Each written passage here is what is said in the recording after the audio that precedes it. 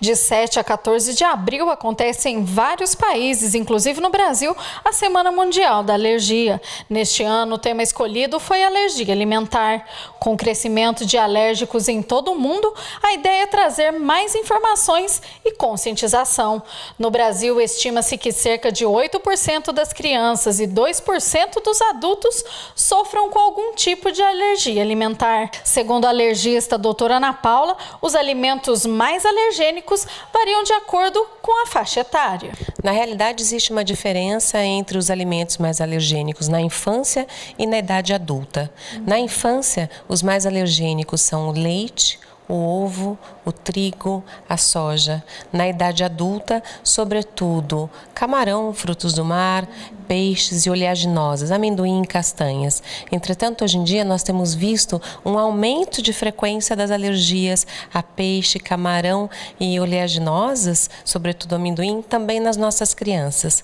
Outro fato que é importante comentar é que as pessoas pensam que com corantes, conservantes, chocolate, carne de porco, são alimentos frequentes, ou aditivos frequentes de gerar alergia, mas isso não ocorre, é muito raro e é absurdamente infrequente. Cada caso um caso e em cada pessoa uma reação diferente. As alergias alimentares podem se manifestar de diversas formas.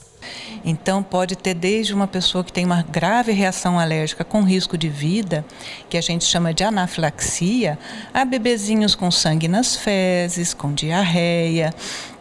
Assim como a manifestação da alergia, os exames vão variar de acordo com o caso. Para essas reações mais graves, mais rápidas, que são realmente perigosas, podem-se fazer tanto exames de sangue como os testes cutâneos. E eles são bastante importantes, porém, eles são métodos que a gente diz, são auxiliares. Nenhum exame de alergia, seja no sangue, seja na pele, isoladamente dá o diagnóstico de alergia.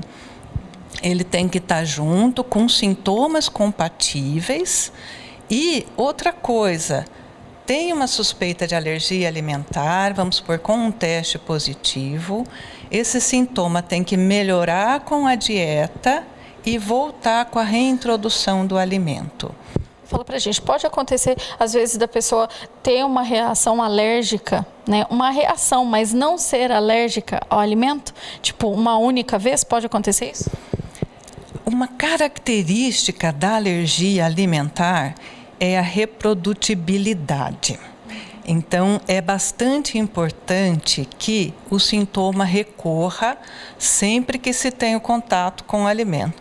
Porém, com os estudos, com o passar dos anos, a gente sabe que há várias situações na apresentação do alimento que podem modificar esse tipo de situação. Tem crianças, por exemplo, que com o leite ou o ovo apresentam reações sérias, mas podem tolerar o leite ou o ovo num bolo, num pão. O aquecimento ele pode tornar um alimento mais alergênico, menos alergênico.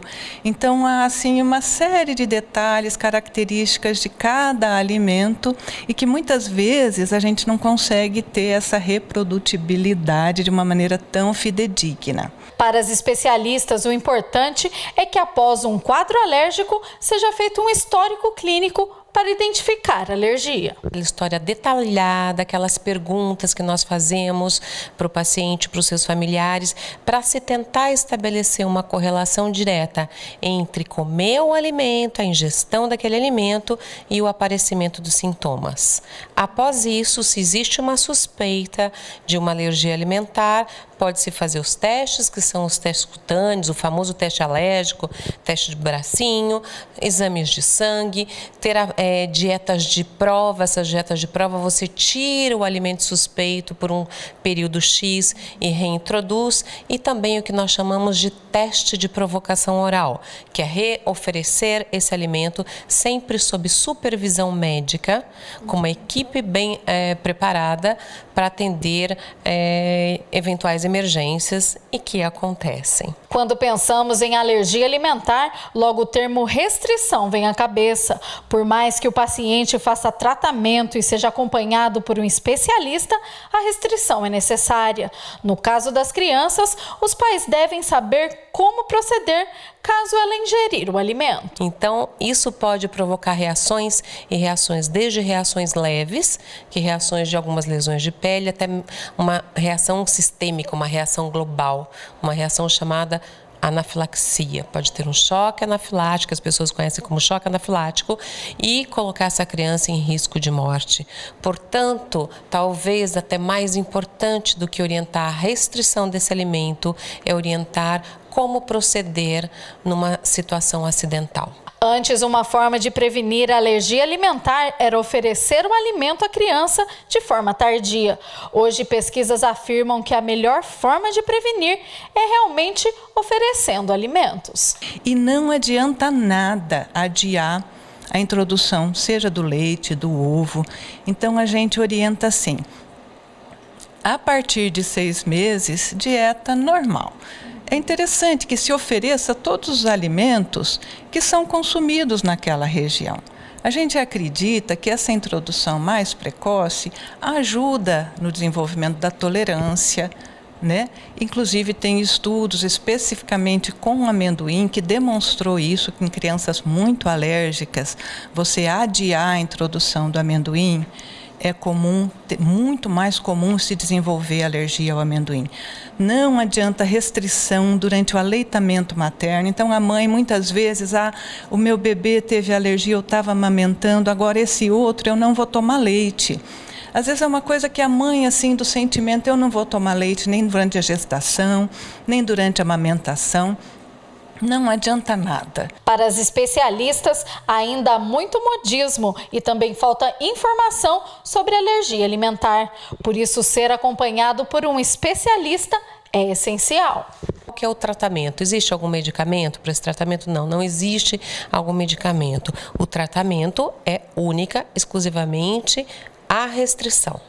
Entretanto, mais importante do que o tratamento é esses pais serem orientados do que fazer quando, eventualmente, essa criança, por um acidente, entrar em contato.